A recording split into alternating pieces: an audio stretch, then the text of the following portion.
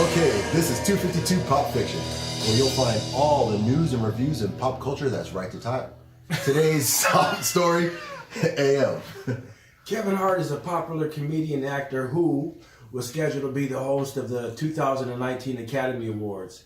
And he still will be the host of the 2019 Academy Awards had he not violated one of the sect rules of life online: never tweet. Wow. Boy. Well, it's this new date and age, that time that we live in, where they're digging up old stuff. He's actually apologized for that stuff. Not only, okay, so what he said, he made some, I guess you can say, homophobic joke and rhetoric. Not only did he already address this years ago, but he said, that was his style of comedy at that time. Yes. It was a funny thing, but he has since moved past that. He's grown as a person, and this is stuff that was all put out there before he was even approached by the Academy to host. So it was out there for them to see anyway. And when he apologized, he got even in more trouble when he tweeted his response. It wasn't really an apology though, which is what I could really get behind. That's what I got. It was like, hey, I'm not apologizing. I already did it. This is kind of what offered it is. an explanation more than an Well, yeah, he said, I already addressed this. Which I wasn't mad at. This is how I felt then when I said this joke. And we've talked about this before when we talked about with James Gunn, when he had did those tweets way back when, and then they fired him off of Guardians of the Galaxy. It's like, why are we beholden to things that we felt or said 10, 15, 20 years ago? It's because TV studio executives, they never make mistakes. They're perfect in every word they speak, and they're just going to slam you if you say one off-color thing. And 20 years ago. Yeah, and I mean, at the end of the day, just stay off Twitter. Just don't say anything, because back in the day, we don't know what those guys back in the day could have been saying to each other because we didn't have social media. So it's like, hey, don't tweet. It's a shame it has to come to that, though. Yeah, it really is. I mean, are we that sensitive? No, we are not. No, we're not. There's a very we small are. segmented population. But that's the whole people that tweet, is those sensitive people that get online. That's the ones who listen. those are the people who are reading it. There you go. That's true. All right, JB. The concept of today's smart connected wearables just didn't exist back in the 1980s, when text-only operating systems like MS-DOS were still popular. What's that, Dad? It's a disease. It's a black screen with green text. But that didn't stop Puma from releasing what was possibly the world's first modern fitness tracker by strapping a chunky computer to the back of a sneaker. 32 years later, Puma is bringing those kicks back with the same design, but with updated tech inside. Ooh, awesome. So we're not going to get the big chunky thing on it? No, you're going to get the big chunky thing on it. It's just going to do more than it could do 32 years ago. What? It's retro, baby. Okay, all right. Well, I didn't It's only going to be for breakdancers and... Yeah, I didn't get them like who wears Pumas? Yeah, I'd say that was news to me. I didn't know Puma was still making shoes. Hey, remember the velvet ones, man? I wanted to. What is that, velvet? Remember you had your brush and you would brush your shoes. You know you had some Pumas. I'm saying, baby. Remember those days? Oh, man. Laces. The only thing worse than that is, I want to say, you guys were in a text thread, and you guys were talking about the ruse, the kangaroo shoes. Oh, and Frank said the pocket on the side was only good to carry one key, Or a well-folded $1 bill. or a well-folded $1 bill.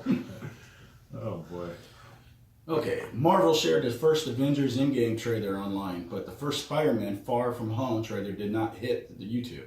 As expected, instead, Sony and Marvel showed the clip to audiences present at the CCXP event in Brazil, but didn't post it online anywhere as it usually does. What the hell? Wait, they haven't showed the Spider-Man Far From Home trailer? Well, and which was funny because there was a bunch of people saying that they saw the Spider-Man. It's like, hey, did you see the Spider-Man?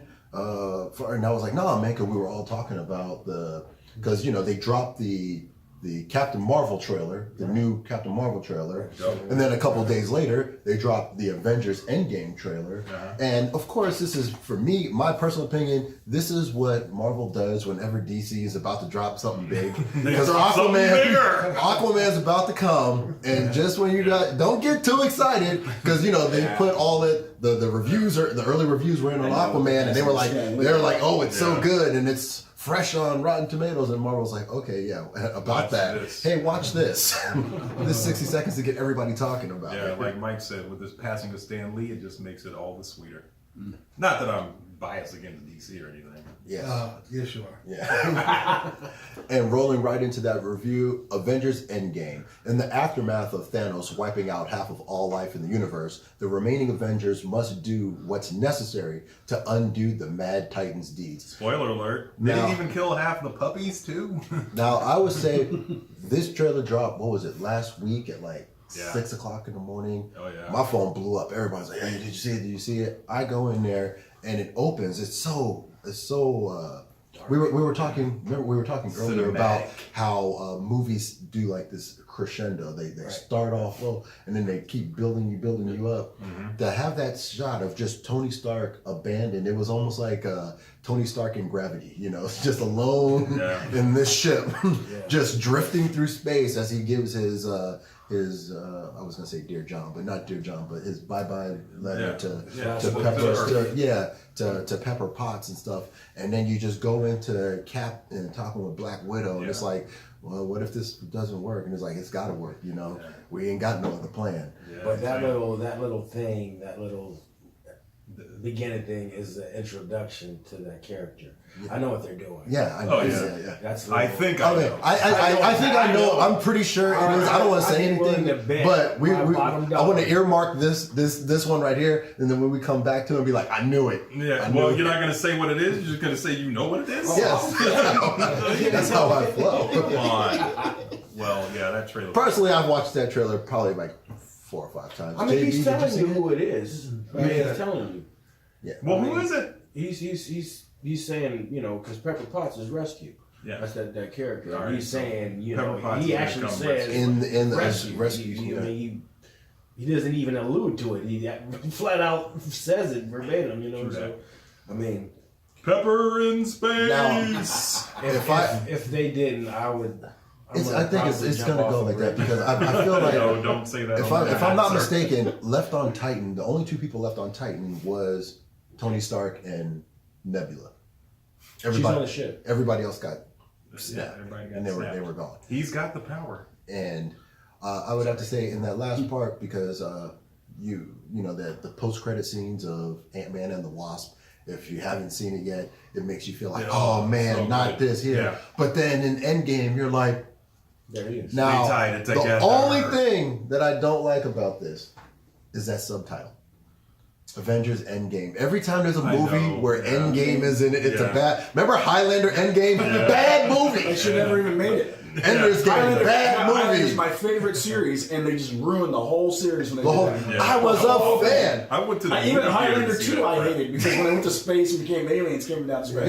Highlander. It didn't make any sense. Hey, remember when Highlander won an Academy Award for the best movie ever? And it's the cheapest cast? What? That was from Talladega Nights. It was Highlander. It won an Academy Award. And I've had no disrespect to Mario Band Peoples, but he was the worst. When they actually did the exact same scene from the first Highlander with the Kruger in it when they were driving the car. He did the same thing, but Endgame was not good. I'm using Red Endgame, not good.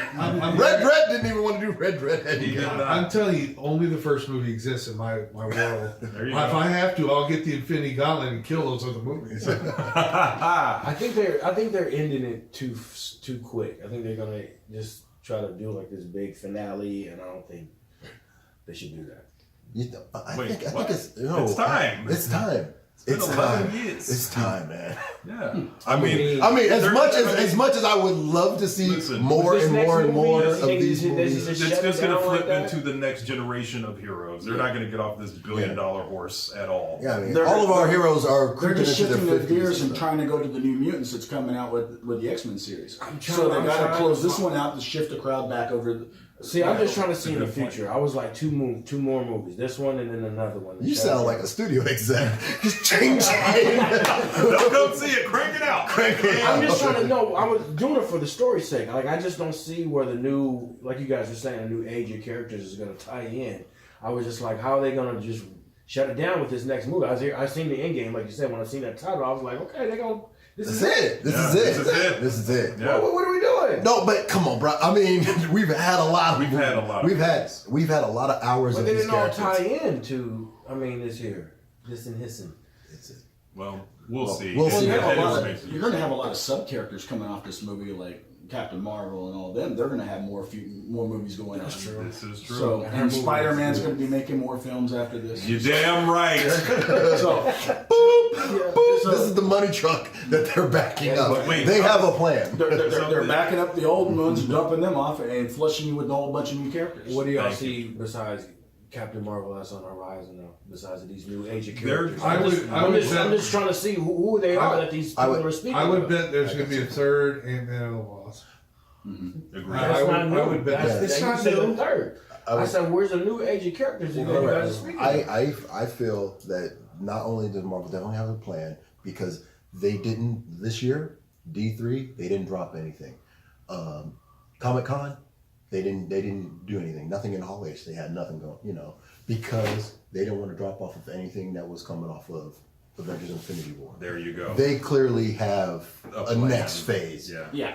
That I remember I mean- 6 years ago when they put out that calendar for movies that were coming all the way out in 2020. I was like, "There's no way they're gonna do all these." I had it on my phone and everything, and I still don't think the Gambit movie's ever coming out. But they had this whole calendar, and the majority of those movies that they had on that calendar way back 6 years ago, they're doing it now. They did change because the Avengers movies was like 1 and 2 is going to be one movie, then 2, but they still kind of filmed it all at the same time. Yeah, and exactly. Broke it out, so they got what to do. I'm not going to speculate. I'm not going to play a hate. I'm just going to participate.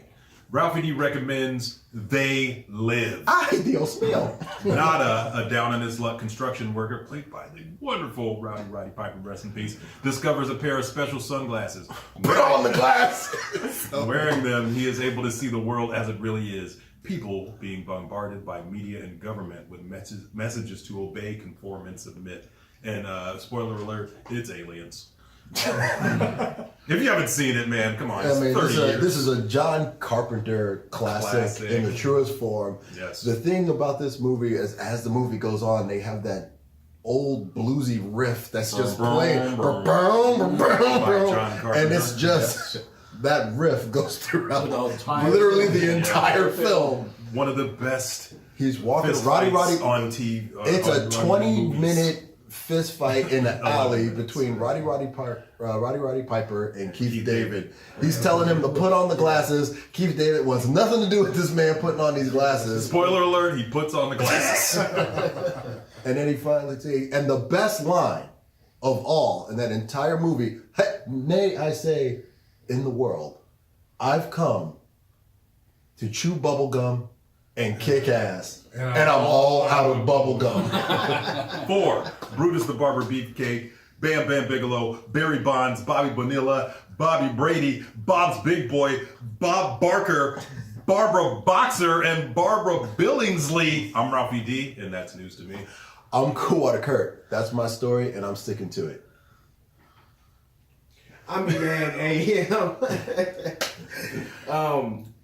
Do I hit that? Yeah, go ahead. So we like to know, we like to hear what you think. Leave us a comment down below and let your opinion be heard. Make sure you do that. And I'm Johnny Blaze. And special guest, Mike G. And He doesn't have to say it. He doesn't have to say it. His man AM is right here. Hey, go ahead. You can go ahead. Give it to him. Give it to him. Give him his I'd plug. like to give a shout out to my man AM, Comics Most Wanted. Like him, subscribe him, follow him. This is 252 Pop Fiction, where you hear it first.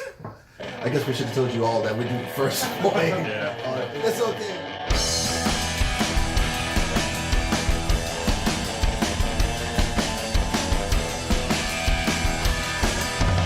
Adonis, pull yourself together.